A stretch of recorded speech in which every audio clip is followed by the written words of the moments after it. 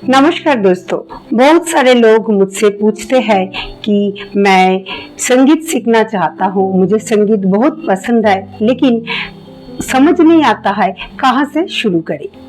क्या पहले हारमोनियम सीखे, क्या पहले सारेगामा पा सीखे, या पहले शास्त्रीय संगीत से ही शुरुआत करना चाहिए।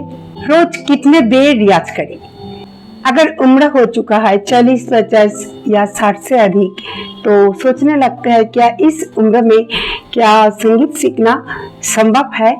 और दूसरी तरफ 15 से 20 साल का कोई युवा कहते हैं कि मैं संगीत केवल शौक के लिए नहीं सीखना चाहता हूँ या चाहती हूँ, बल्कि मुझे एक प्रोफेशनल सिंगर बनना है।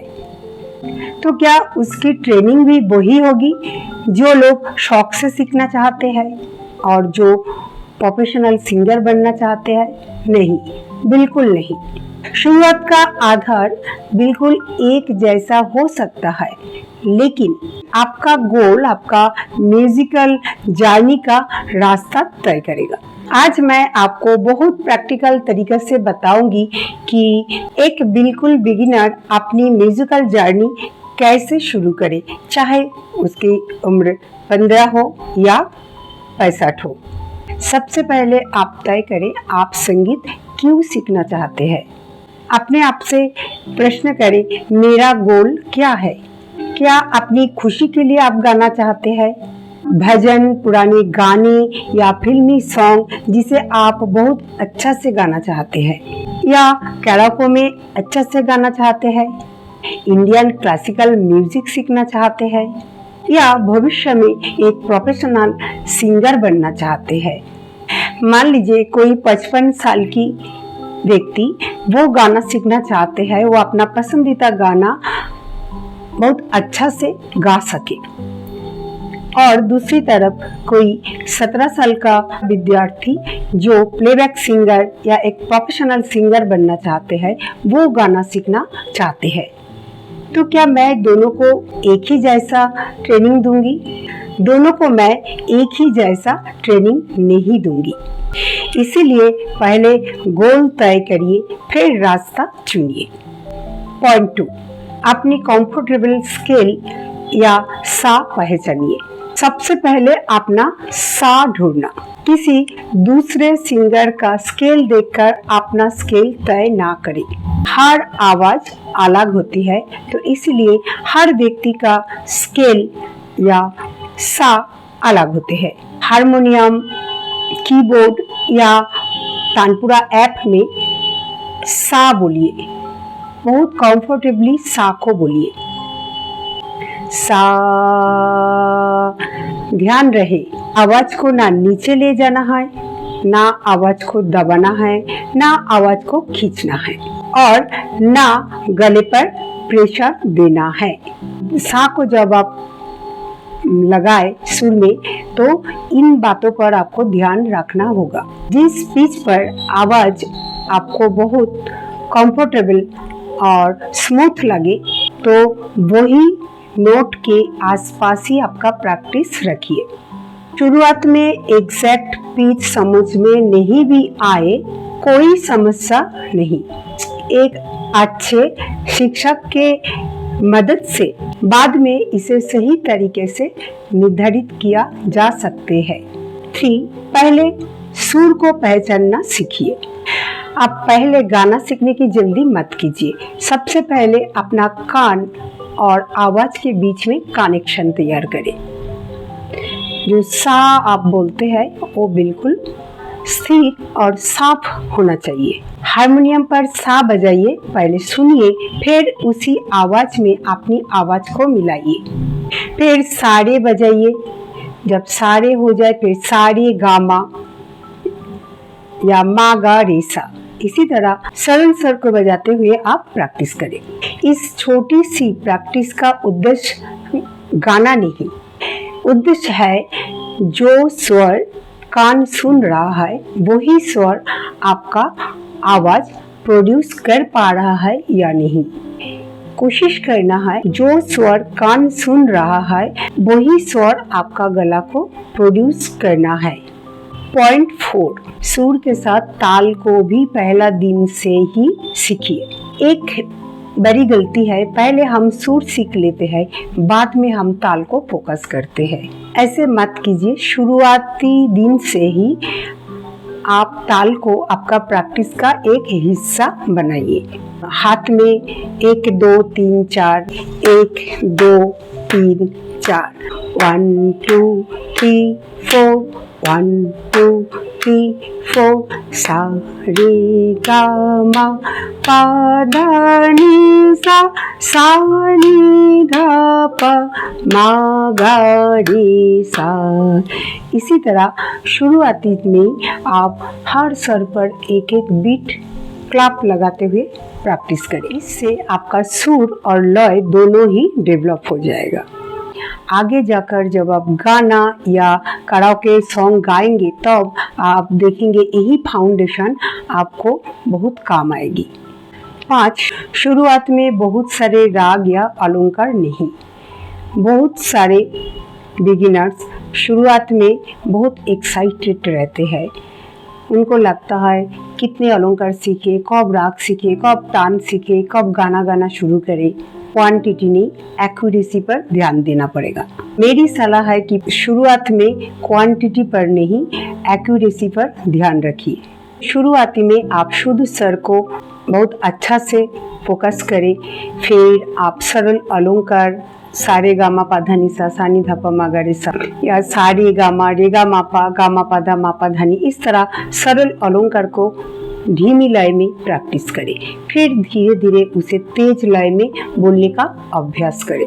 ध्यान रखें, गलत सुर में 20 अलंकार करने से बेहतर है 2 अलंकार सही सुर में करें। पहला गाना बहुत सोच समझ कर चुनिए। आपका सबसे फेवरेट सॉन्ग ही आपका पहला गाना हो, ये कोई जरूरी नहीं है।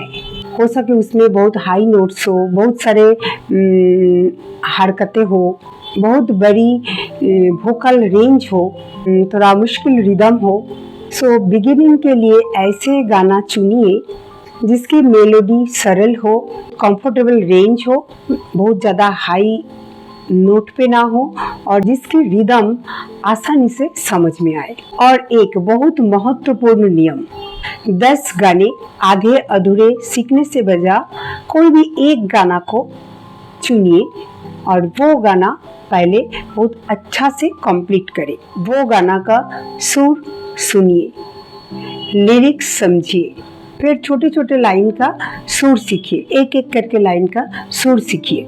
फिर वो 2 लाइन को रिदम के साथ गाइए। जब वो 2 लाइन हो जाए फिर उसके आगे वाला 2 लाइन को शुरू करेंगे। तो इसमें क्या होता है, शुरुआत से ही आपका गाने के साथ रिदम का अभ्यास भी आपका शुरू हो जाता है। फिर छोटे छोटे टुकड़ों में गाना तैयार हो जाए तब फिर पूरा गाने को एक साथ लय के साथ गाइए। इसमें आपका कॉन्फिडेंस का लेवल बढ़ेगा। बिगिनर्स के लिए 20 से 25 मिनट्स का एक रियाज प्लान अब मैं आपके साथ डिस्कस करूंगी। बहुत महत्वपूर्ण सवाल है, क्या रोज कितना देर रियाज करें? तो शुरुआत में 20 से 25 मिनट्स काफ़ी है आपके लिए। धीरे धीरे आपका ये ड्यूरेशन बढ़ाना है, लेकिन शुरुआती डे 1 से नहीं।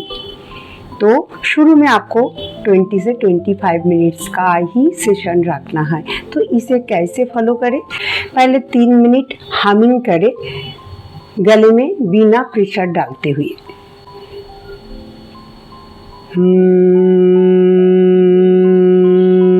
इसी तरह जो साउंड निकल के हम रियाज करते हैं आप सब जानते हैं। तो इसे 3 मिनट करें, फिर 5 मिनट सा का रियाज करें या बेसिक स्वर आप सा से पा तक गा सकते हैं।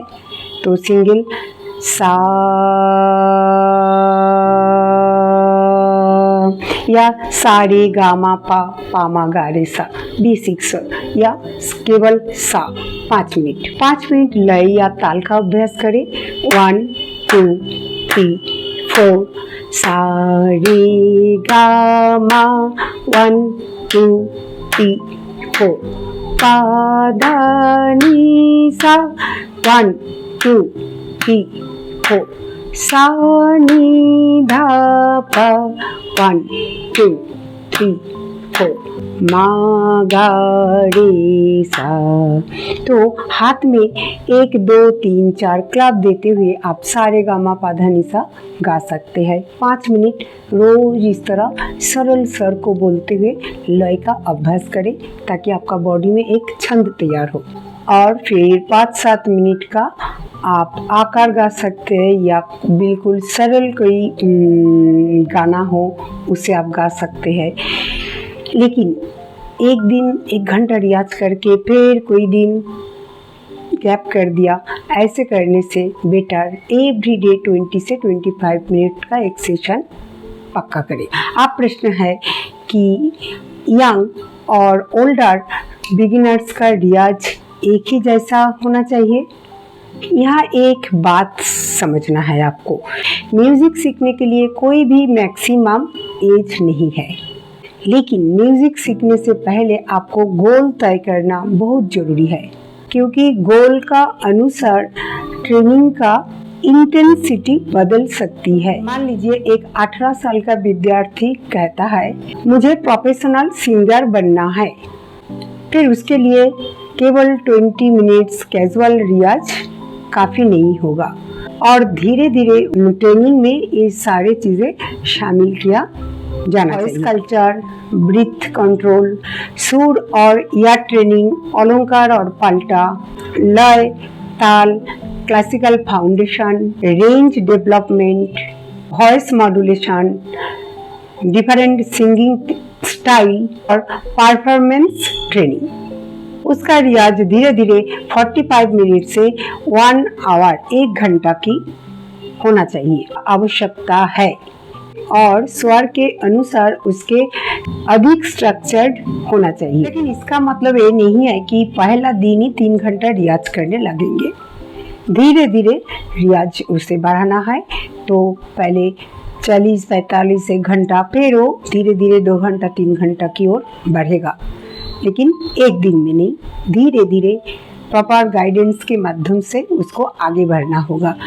अब दूसरी तरफ 50 या 60 प्लस कोई विद्यार्थी जो अपनी खुशी से संगीत सीख रहा है, सुर में गाना, आवाज को फ्लेक्सिबल करना, पसंदीदा गीत गाना, भजन या कराओके एंजॉय करना, अलंकार अभ्यास करना, उसके लिए कंफर्टेबल रेंज, जेंटल एक्सरसाइज, सही ब्रीथिंग, रेगुलर शॉर्ट प्रैक्टिस।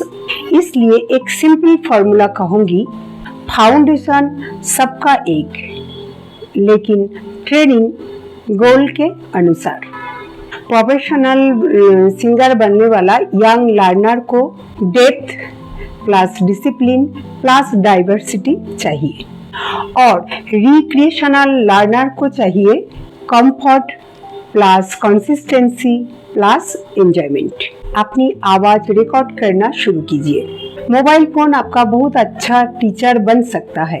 पहला दिन अपना सारे गामा पाधा निसा इसे आप रिकॉर्ड करिए, फिर एक छोटा सा गाना रिकॉर्ड करिए और सेव करिए। 15 डेज बाद वही चीज फिर से रिकॉर्ड करिए, सेव करिए। अब फिर दोनों सुनिए, जो आप पहला दिन रिकॉर्ड किए थे और 15 डेज बाद रिकॉर्ड किए हैं, ये दोनों रिकॉर्डिंग को ध्यान से सुनिए। आप समझ पाएंगे कि आपका सुर का कितना इम्प्रूवमेंट हुआ, ब्रीथ कहाँ टूटा, लय कहाँ मिस हुआ, आवाज़ पहले से स्टेबल हुई है या नहीं। इसलिए कहा जाता है रिकॉर्डिंग आपका सिंगिंग का आईना है। पॉइंट 10, यूट्यूब से सीखिए लेकिन रैंडम लर्निंग से बचिए। आजकल यूट्यूब पर बहुत अच्छा जानकारी उपलब्ध है, लेकिन बिगिनर्स की सबसे बड़ी समस्या है, आज हाई नोट्स का वीडियो देखा, कल कोई रागास का वीडियो देखा, परसों कोई वॉइस मॉड्यूलेशन का वीडियो देखा, फिर कोई कराओके का वीडियो, फिर कोई डिफिकल्ट तान, और जब जो देखता है उसी पर आकृष्ट होके उसको प्रैक्टिस करने लगता है। इससे नॉलेज तो आपका बढ़ रहा है, लेकिन वो सिस्टमेटिक वे में नहीं। सिस्टमेटिक वे से आप डेवलप नहीं कर पा रहे हैं। आधे अधूरे ज्ञान बहुत खतरनाक होता है, लेकिन इससे कोई सिस्टमेटिक नॉलेज आपका डेवलप नहीं हो सकता है। सिस्टमेटिक वे में आप नहीं सीख पाते हैं। इसलिए एक सीक्वेंस फॉलो करिए, जैसे स्वर, सुर, अलंकार, लय, वॉइस डेवलपमेंट, आगे की एडवांस ट्रेनिंग। इसी तरह स्टेप बाय स्टेप आपको आगे बढ़ना है, स्टेप बाय स्टेप आप फॉलो करें। अगर संभव हो तो किसी अच्छे टीचर से समय समय पर जरूर गाइडेंस ले, क्योंकि वीडियो आपको एक्सरसाइज बता सकते हैं, लेकिन आप कहाँ गलती कर रहे हैं वो आपको एक टीचर ही गाइड कर सकते हैं। तो दोस्तों, पहला गाना सीखने के लिए आपको पहला दिन ही कोई महंगा हारमोनियम नहीं चाहिए, बहुत सारे रागास नहीं चाहिए, बहुत कठिन रियाज नहीं करना है, और सबसे महत्वपूर्ण कि आपको परफेक्ट वॉइस भी नहीं चाहिए। आपको चाहिए एक क्लियर गोल, सही फाउंडेशन, सही गाइडेंस और रेगुलर प्रैक्टिस। अगर आप यंग है, एक प्रोफेशनल सिंगर बनना चाहते हैं, ये मत सोचिए आप बहुत देर हो गया है, क्योंकि संगीत सीखने की सबसे अच्छी उम्र वही है जब आपके अंदर संगीत सीखने की इच्छा पैदा होती है। तो और इंतज़ार मत करिए, आज से ही आप अपना साल लगाइए और अपना म्यूजिकल जर्नी का पहला कदम उठाइए। कमेंट में मुझे ज़रूर बताइए आपका उम्र क्या है और आप संगीत किस उद्देश्य में सीखना चाहते हैं, अपनी खुशी के लिए या प्रोफेशनल लेवल पर जाना चाहते हैं।